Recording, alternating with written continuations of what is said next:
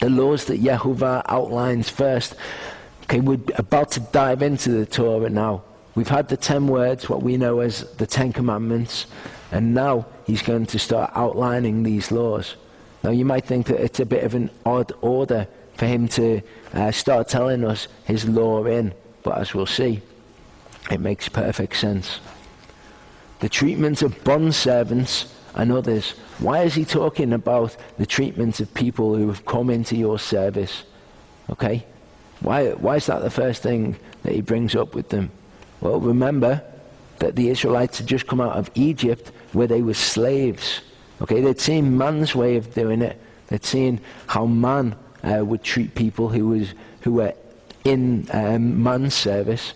So what he says is, I'm going to show you according to what I would do if you were my servants. Okay? Personal injuries. As I said before, it's real nuts and bolts, real life situations that are dealt with in the law. So he tells us what to do if we cause injury to someone else. Yeshua said that the entire law in the prophets hangs on 2 principles. Love Yehovah, your God, with all your heart, soul, and strength, and love your neighbor as yourself. And as we go into the law, we'll see that every single one of these laws shows us one of these 2 principles. Okay? When it comes to personal injuries, you might have 2 different people with 2 different ideas of what is fair, 2 different ideas of how to love their neighbor as themselves. Okay, but Yehovah says, I'll give you my law. Okay, I'll give you my judgments, my idea of justice. You emulate these things. That's what I would do if I was actually there. But again, he deals with real life situations. Property rights. Okay, if we come into a property dispute with someone, both parties might think that they're in the right, might think that they are loving their neighbor as themselves. Okay, because their idea of that is coming from their own consciousness. It's not coming from an objective standard that Yehovah has set like it's meant to, like his Torah. Laws for the general governance of society. Okay, he tells us how society is to run, what's right and what's wrong. Okay, again, we might think that we're doing what's right, but unless we've got an objective standard to hold it to, we can't tell who's right and who's wrong. The Sabbath. Okay, we've just got through the 10 words. Okay, last week's Torah portion was to do with what we call the 10 commandments. The 4th commandment is the Sabbath. So he's just finished telling us about the Sabbath. Then he tells us again about the Sabbath. And all the way throughout Torah, throughout all the rest of the laws, it's punctuated by the Sabbath. The Sabbath, the Sabbath, the Sabbath. This is important to Yehovah. He wants us to keep the Sabbath. He says it's a sign of the covenant between him and his people. Okay?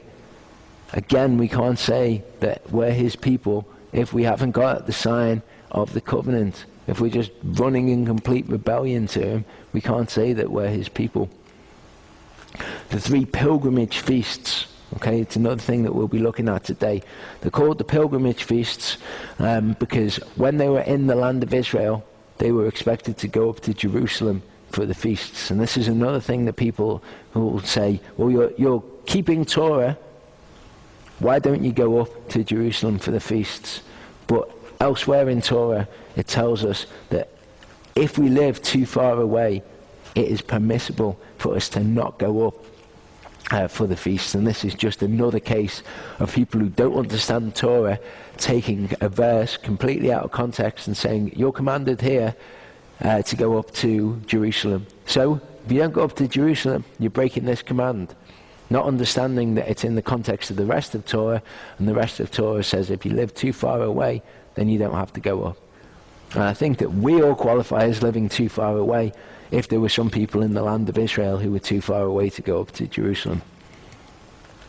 1 John 5, 2-3 says what Yeshua said when he said, all of the law and the prophets hang on 2 things.